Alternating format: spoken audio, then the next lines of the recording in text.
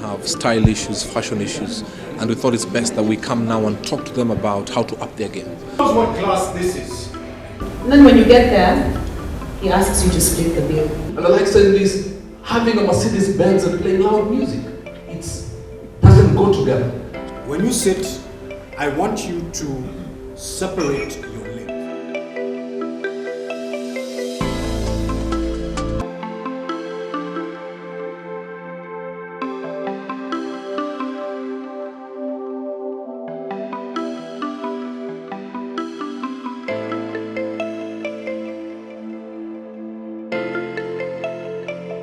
I'd like to welcome you once again. Thank you all for being here.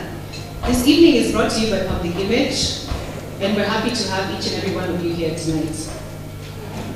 Now, an evening like this would not have been possible if we didn't have certain sponsors on board. So I'd just like to acknowledge them before we move ahead and introduce myself. Currently, we have Vivo Energy, we have EAPL, we have Liberty Life, we have the Rhino Watch Lodge, we have Low Concept, we have Boutique Mahali, and we have Kim Men's. So a warm welcome to each and every one of you tonight. So we're going to get right into the program right now. My name is Angela Mugere, and I'm happy to be here tonight. And before we carry on, I'd like to introduce the two gentlemen that are here to pass on to you their vast knowledge. I hope you're all excited, ladies and gentlemen. Let's just stand up for 1 second. Just once more, stand up.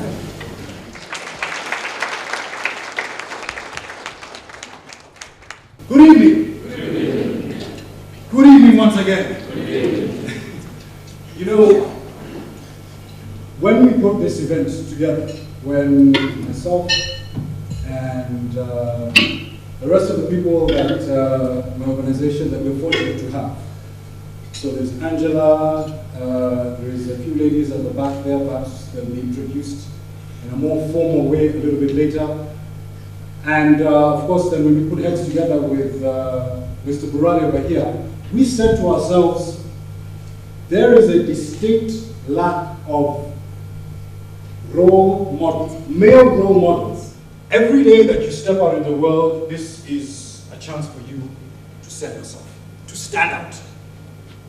And for me, three things how you can stand out. One, by working on your brand. Your brand, just like any company or any organization, has something. There has been some thought about the branding of that particular service or that particular good. Can you look at yourself or your neighbor and tell me where do you fall when it comes to those body shapes? Which one are you? Or where are you going?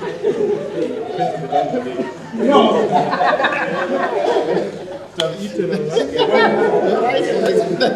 Where is called partnership? Broad shoulders, narrow waist. That is what women are naturally attracted to.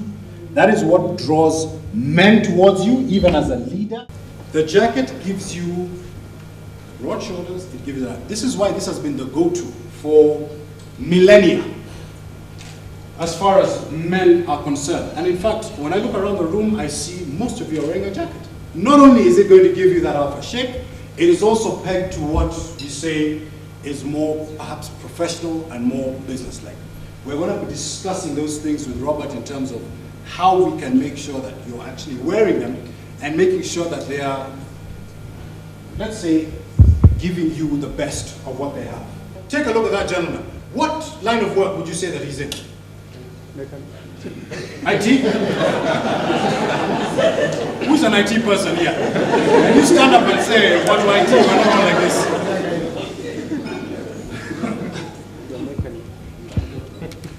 By the way, talking of shoes, gentlemen, let me point out something over here. Do you see these sneakers or trainers? Once you graduate from college, and by the way, you know, when you're in college, you can get away with certain things, right? If I tell you about my college years, you don't even want to know. You can get away with certain things. People say, you're in college. But the day that you receive your degree or you receive some sort of qualification, in other words, you're in the real world, there are things that you stop doing. One of them, for example, when it comes to shoes, I'm getting ahead of myself, is that, you know, men should not wear sneakers outside of the gym. Think about that. How many of you will wear sneakers if you're going to Naivasha for a drive or a holiday or Rhino Church like this weekend? After all, sneakers are the most comfortable thing. New Balance sneakers, first of all. New Balance sneakers with jeans. And I'm not saying that you have to wear wingtips to go out, but there's certain things that you need to do to start upgrading. That guy that you said is an IT, there you go. Do you think that's better? That's a better version of him?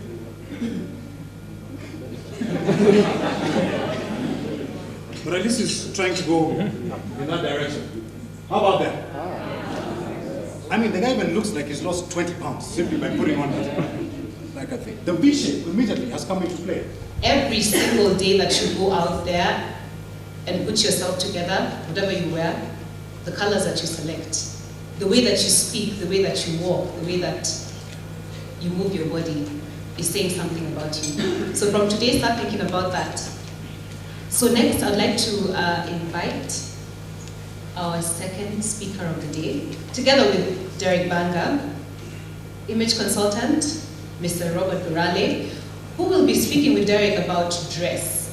So feel free to ask questions, ladies as well. By the way, you can also take notes for the other halves in your life, your brothers, your fathers, your uncles. So yes, put your hands together for both gentlemen. Thank you. What do I do? I am an image consultant. I run the R&D company. I am a trainer, and I'm also a minister of the gospel. But I'm here in my capacity as an image consultant. For the next few minutes, allow me, thank you, Madam, I do appreciate it. Allow me just to touch on a few things. What do I say after Derek has spoken? It's too much pressure. Anyway, the lady just said that Kenyan women have a problem with how Kenyan men dress, which is very true. And I first got annoyed, especially when I see how us pastors dress. We dress like an apology. We dress, pastors, the men actually, will get lost in a crowd of two people. And Kenyan men are largely like that. Allow me just to hit it. I get a bit raw. It is true, we are found lacking in the dressing department. And that is why our West African brothers come and they sweep us off the table. Is that true? We do get intimidated, ladies, hallelujah. We do get intimidated in the presence of our West African and our Congolese brothers. It is because someone once said, you are addressed by the way you are dressed.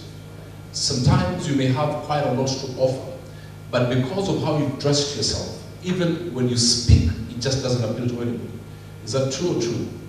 Now, what I want to build on, what Derek has said, is not the outward. You need to build yourself from the inside as well.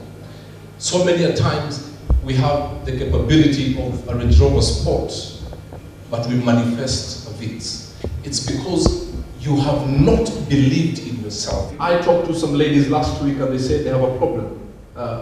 We have ladies, beautiful ladies, in the corporate ladder, and they have everything, but all they need is a man.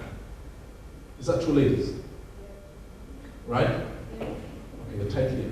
But the problem is, I asked, there were 270 women, and 190 said the problem is, our men